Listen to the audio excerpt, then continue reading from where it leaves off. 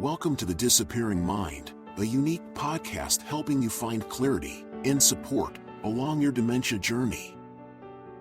Now, join National Dementia Trainer and Coach Dawn Platt for an all-new episode.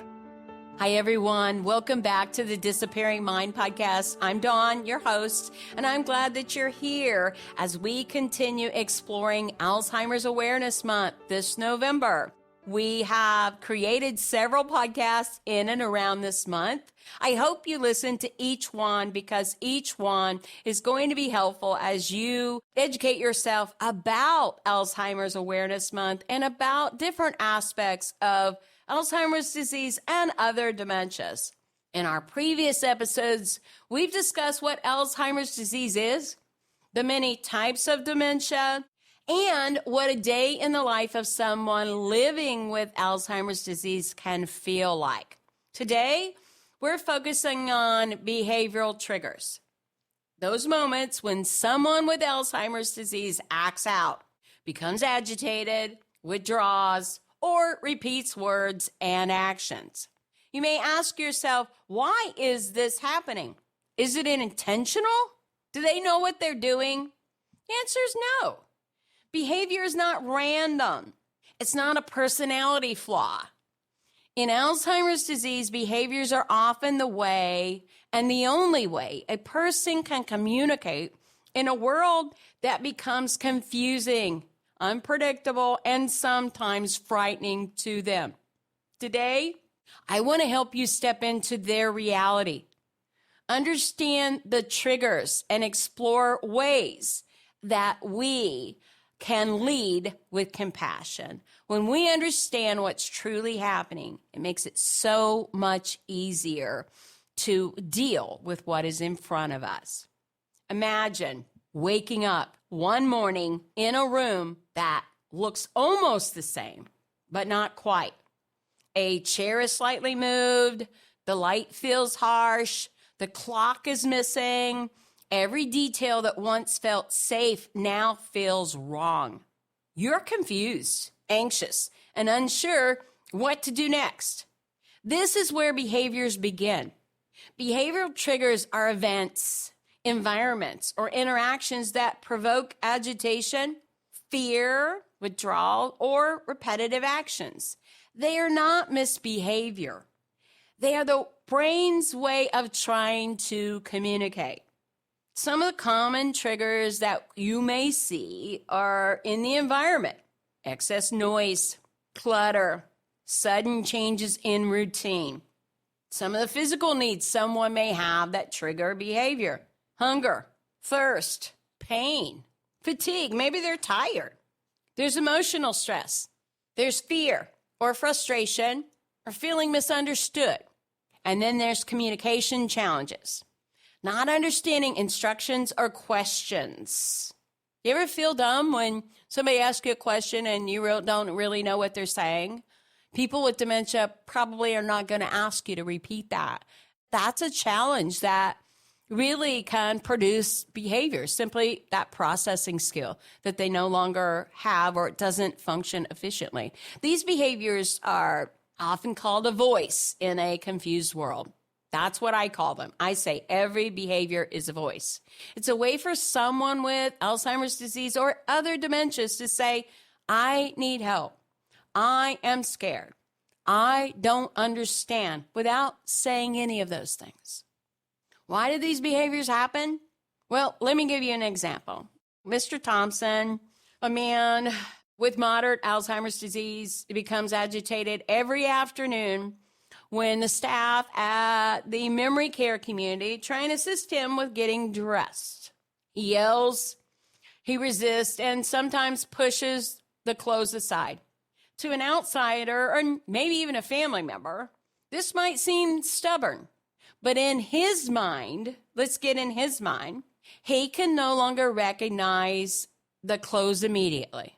He may feel exposed or vulnerable. He may feel uncertain about what to expect, and he feels loss of control. What in the heck are you trying to do? These are factors that are going to trigger behavior because Alzheimer's disease and other types of dementia affect memory, reasoning skills, and the brain's ability to process multiple steps, creating fear and frustration in the mind and the behavior of the person with the disease. This is why behaviors are often triggers rather than choices. Here are a few other examples that may help you understand what's happening and how you should react. Repetition. Repeating questions, phrases, or actions is often a way for the person to seek reassurance or to express anxiety. For instance, they may ask, "When is dinner?" multiple times. It is not forgetfulness alone. It's a signal of uncertainty and need for connection. Maybe they just don't know what time of day it is. Maybe they're uncertain about what's going to happen next, and that's the thing they connect to. Maybe it's not about hunger at all. It's just about what is going to happen next. If you look at it in that way, it's going to be helpful to you. How about withdrawal? Sometimes the person withdraws, avoids eye contact, or refuses to participate in something. This can be due to sensory overload, too much sensory coming into their brain at one time, confusion, or feeling unable to meet expectations. Their world may feel overwhelming to them because of the disease. So they retreat to cope. Nobody wants to feel pressured. Nobody wants to feel pushed. Maybe you're moving too quickly. Maybe you're talking too fast. Maybe you're asking too many questions, or maybe your expectations are higher than what they can meet. They're going to withdraw. Agitation or aggression, yelling, pushing, or resisting can be triggered by frustration, can be triggered by pain, or the inability to communicate needs. Imagine someone trying to get dressed but forgetting the steps. The frustration builds and manifests as resistance. We've all done that. We've all tried to fix something or tried to work something or tried to do something, and we get frustrated. Imagine compounding that by dementia. We need to really look at this and have a little compassion on what's going on. Let's talk about wandering. Moving aimlessly or leaving a safe place often signals disorientation or anxiety. In their mind, they could be thinking they may be trying to go home or return to a safe space or a safe place, to a familiar place. And perhaps that place only exists in their memory. Wandering or meandering aimlessly means they're looking for something. It could be a lot of things, but when you look at it as that, perhaps you can meet the social need, the emotional need, or the security need that they have and help them walk through that. Hallucinations or paranoia, seeing or believing things that aren't present, can be frightening for that person and for the caregiver. These behaviors often occur in dementias like Lewy body dementia or mixed dementias, but also in some Alzheimer's disease with sensory confusion. Responding with reassurance rather than confrontation is key here. They believe what they see. Trying to talk them down or tell them it isn't there is not something that they can process. But making them feel safe or walking through it with them will.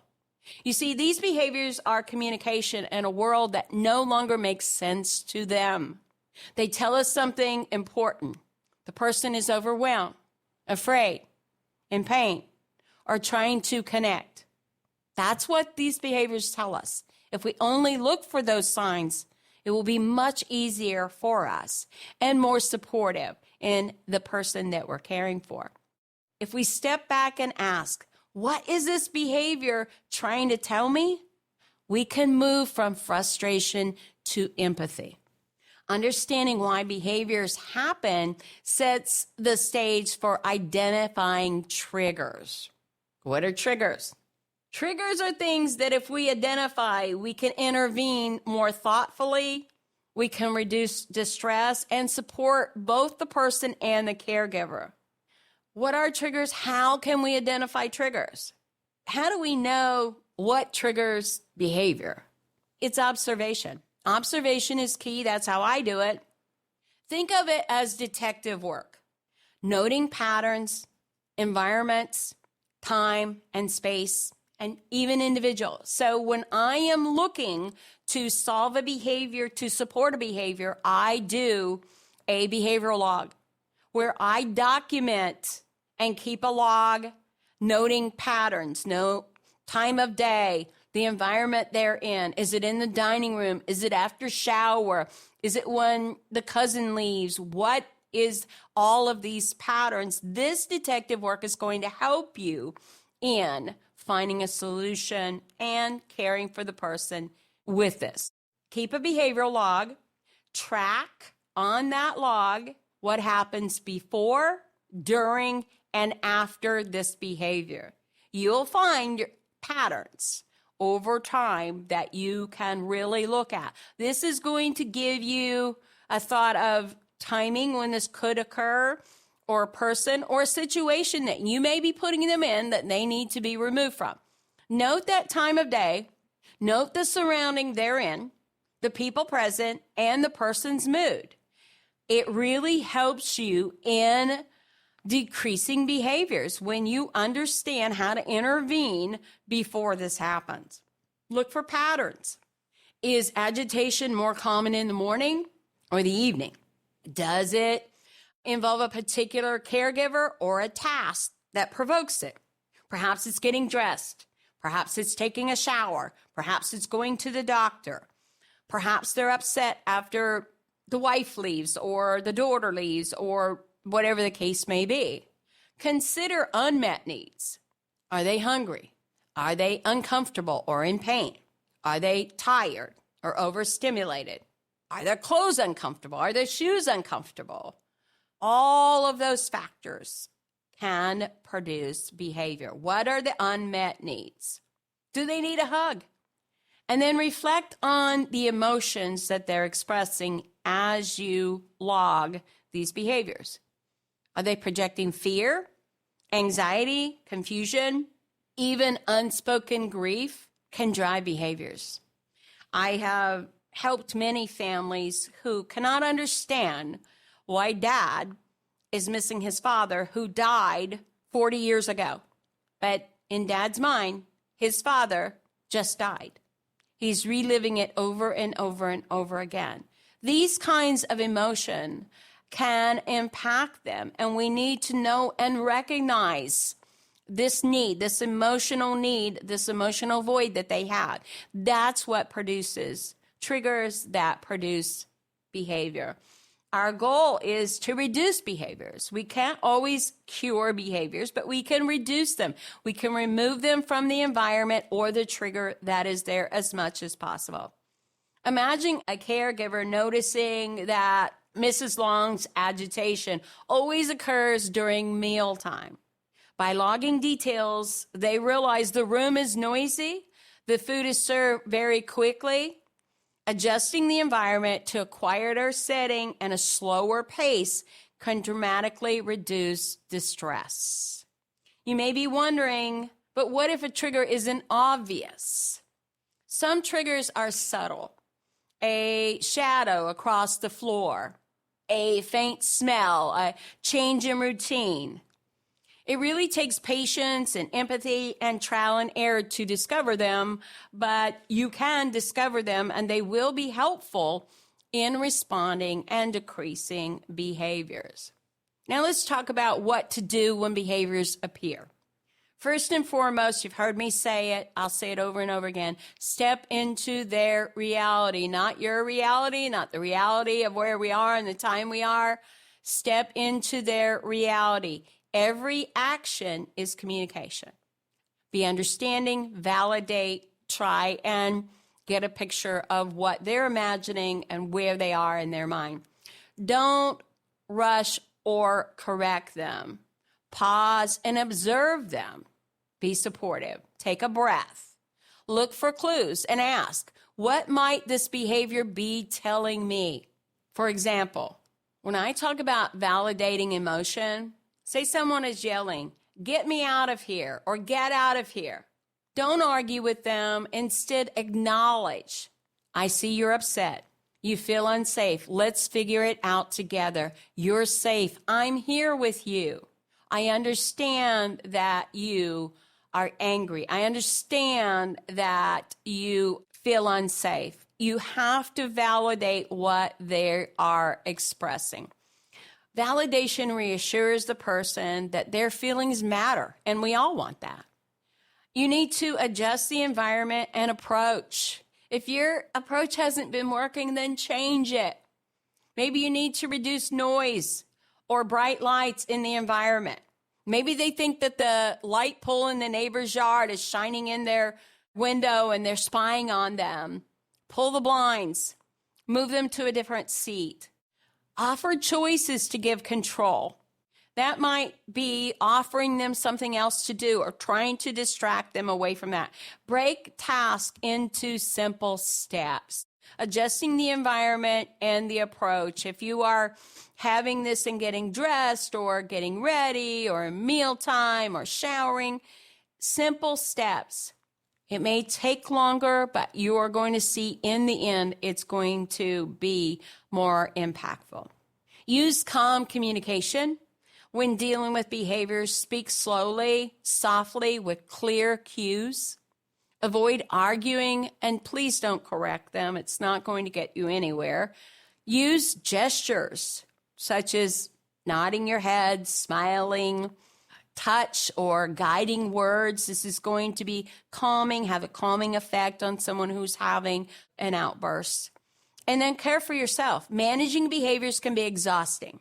Take breaks, seek support, and remember, the behavior isn't personal.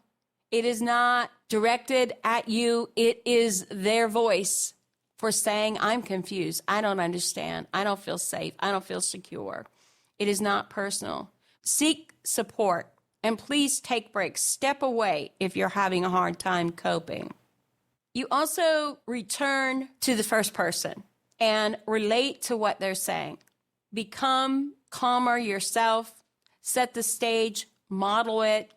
The world around them is confusing, and you can make a difference. Allow yourself to be able to do that. Imagine living in a world where every day familiar people, places, and tasks feel unpredictable. Your brain struggles to interpret simple instructions. Fear and confusion are constant companions. That's Alzheimer's disease. Behavior is the language of that world. By understanding it as communication, we shift from frustration to connection. Every outburst, every resistance, every repetition is an opportunity to meet them where they are, to calm, reassure, and support them. Alzheimer's Awareness Month reminds us that these behaviors are not intentional. They are voices calling for understanding in a world that no longer makes sense to them. As caregivers, families, or friends, your patience, empathy, and calm presence are the most powerful tools you have. Observe, validate, adapt, and care, not just for the person with Alzheimer's disease, but for yourself. Step into their reality, listen with your heart, and remember, behavior is communication, love and need wrapped in confusion. When we respond with compassion, we honor the person beyond the disease. Before I close today, I want to give you some key takeaways that I think are going to be helpful for you. Behavioral triggers are caused by unmet needs, environmental factors, or brain changes. Behavior is communication, not intentional misbehavior. Observation, empathy, and validation are critical in understanding and responding. Simple changes in environment, pacing, and tone can dramatically reduce stress. Caregivers must also care for themselves to maintain patience and compassion. Thank you for joining me today on the podcast. If this podcast has helped you, I would like you to share it with someone else who may be walking the path that you're walking. Subscribe and share and visit us at the Disappearing Mind podcast. Until next time, this is Dawn Platt. Make it a memorable day. Thank you for joining us for the Disappearing Mind podcast. We hope it's helped you find clarity and support along your journey. Be sure to subscribe to never miss an episode, visit our website to suggest future topics, and share the podcast with friends and family.